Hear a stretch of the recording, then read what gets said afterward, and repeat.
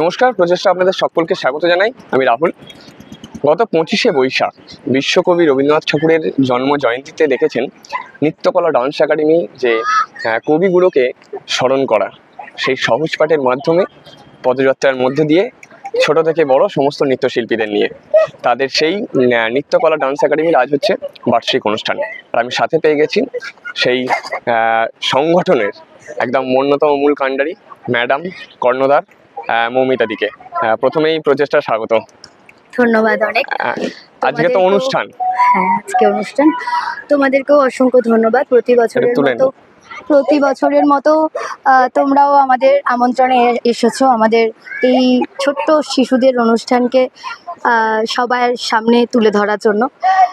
আর প্রতি বছরই এইভাবে আমরা অনুষ্ঠান করে থাকি, যেটা আমার স্কুলের বাৎসরিক।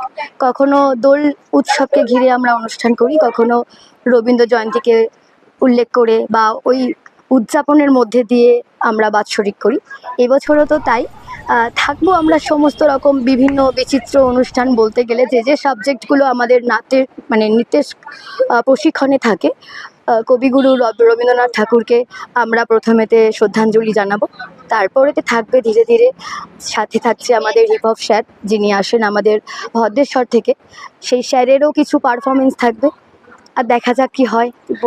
তো সব বাচ্চারা আছে খুব এক্সাইটেড এবং খুব অনুশীলনেতেও খুব চেষ্টা করেছে সকলকে আনন্দ দেবার। প্রতি বছরই আপনাদের অনুষ্ঠানের ক্ষেত্রে দেখা যায় যে কিছু না কিছু একটা নিত্য নতুন কিছু একটা উঠে আসছে, মঞ্চস্থ হচ্ছে। এবছর সেই চমক থাকছে। হ্যাঁ, আগের বছরে ছিলাম আমরা সোনাঝুরি নিয়ে। এই বছরেতে সেইভাবে আমরা কিছু কোনো আঞ্চলিক অনুষ্ঠানকে ঘিরে অনুষ্ঠান সেরকমভাবে আকর্ষণীয় রাখতে পারিনি। শুধু কবিগুরু রবীন্দ্রনাথ ঠাকুরের অভিসার দিয়ে আমরা একটা নৃত্যনাট্যের উপস্থাপনা রেখেছি। তার সাথে এই বছর আমরা একটু ভেবেছি বলতে একটু আলাদা। আমাদের যারা গুরু, মানে সবার গুরু কবিগুরু, আর আমাদের গুরু যিনি, যার হাত ধরে আমাদের প্রথম বড় হওয়া, হেঁটে চলা, মানে যার জন্য এই পৃথিবী দেখা, সেই মায়েদের আজকে বরণ পর্ব থাকবে। আর সেই বরণ পর্ব দিয়েই আমরা আমাদের অনুষ্ঠানের সূচনা করব বলতে গেলে। জানি না এটা কতটা ভাবনাটা আমাদের কাছে ভালো লাগার, বা গার্জেনদের বা মায়েদেরকে কতটা উৎসাহ দিতে পারবো, কারণ তারা তো সবসময় ব্যাকস্টেজেই থাকে, প্রচুর পরিশ্রম করে বাচ্চাদেরকে তৈরি করা থেকে ওদেরকে পোশাক আশাক সমস্ত কিছু পরিচ্ছন্ন করে পরিপাটি করে ওদেরকে মঞ্চে তোলার জন্য প্রচুর হার্ডওয়ার্ক করে। আমার সাথে সাথে ওরাও অনেকটা পরিশ্রম করে এবং অনেক কিছু শেখার চেষ্টাও করে, কিন্তু তাদের কোনো ফল বা তাদের কোনো উপহার হয় না। যদি আমরা একটু এইরকমভাবে দেওয়ার চেষ্টা রেখেছি, যদি তাদের ভালো লাগে, এটা খুব সারপ্রাইজ। সেটা কিছুক্ষণের, মানে ফার্স্ট শুরুতেই আমরা ওটা রেখেছি, যেটা অভিনন্দন বলতে গেলে অভিভাবকদের দিয়ে শুরু। এখানে কি শুধুমাত্র রবীন্দ্র নৃত্যই হয়, নাকি আরো অন্যান্য জিনিস শেখানো হয়, আরো অন্যান্য নাচের ফর্ম শেখানো হয়?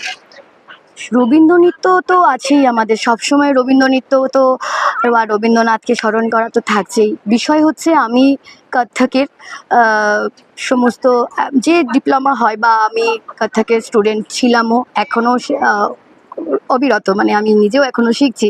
কারণ আমি জানি শুধু শিখে গেলেই হয় না, শেখাতে গেলেও শিখতে লাগে। তাই কত্থক এখানে শেখানো হয় তবলা সহযোগে, এবং রবীন্দ্র নৃত্যের সাথে সাথে লোকনৃত্য আছে, আধুনিক কিছু ক্রিয়েটিভ হয়। আর স্যার আসেন, যে সাবজেক্ট একটা বড় সড়ো সাবজেক্ট দেখেন, সেটা হচ্ছে Bollywood style, hip hop, contemporary এবং জিমন্যাস্টিক হয়। সেটা আমাদের খুব গ্রাউন্ডেতে ওই মাঠে, হ্যাঁ গ্রাউন্ডেতে, যেটা মাঠেতে হয় প্র্যাকটিস।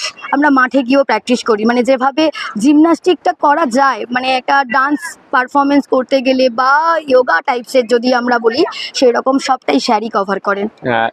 এখানে অনেকে জানতে চায় যে কিভাবে কন্ট্যাক্ট করবো আপনার সাথে, বা কিভাবে আপনাদের নাচের স্কুলে ভর্তি করা যাবে, আপনাদের মানে তাদের বাচ্চাদেরকে কিভাবে, নাম্বারটা যদি শেয়ার করেন। ব্রাঞ্চ আমার অনেকগুলো জায়গাতেই আছে। মেন ব্রাঞ্চ মাকড়দহে, মাকড়দাও জল ট্যাঙ্কের অপোজিটে। আর তারপরে রয়েছে আমাদের বালিটিকুড়িতে, কোনাতে আছে, কাটলিয়াতে আছে, বন্যাপাড়ায় আছে, ডোমজুর বন্যাপাড়াতে। যে কোনো জায়গাতেই অ্যাপ্লিকেশন করতে পারে আর বা আমার সাথে ফোনে যোগাযোগ করতেই পারে। আমার ফোন নাম্বার হচ্ছে 8777084288। আর এই নাম্বারে যোগাযোগ করলেই আমি সমস্ত ডিটেলস তাকে বলে দিতে পারবো এবং তার যা যা কোয়ারি সবটা করতে পারবে। এবং আমাদের NKDA পেজ আছে, আর সেই পেজেতে গিয়েও আমাদের সমস্ত ইনফরমেশান সে ব্যবস্থা নিতে পারে, করতে পারে, খবর নিতে পারে, এইটুখানি।